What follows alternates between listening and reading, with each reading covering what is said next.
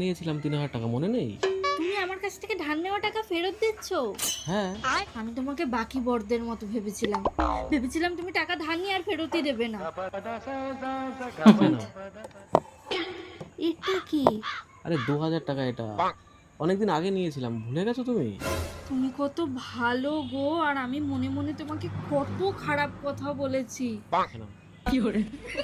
এটা আবার কি? এই 500 টাকা রাখো। এতদিন তোমার টাকাগুলো রাখলাম, এটা সুদ। এটা দিয়ে কিছু একটা কিনে নিও। আমি খুব ভাগ্যবতী গো, তোমার মতো একটা বর পেয়ে। তুমি খুব ভালো গো, তুমি খুব ভালো, খুব ভালো, খুব ভালো, তুমি খুব ভালো, খুব ভালো। স্বপ্ন দেখছে।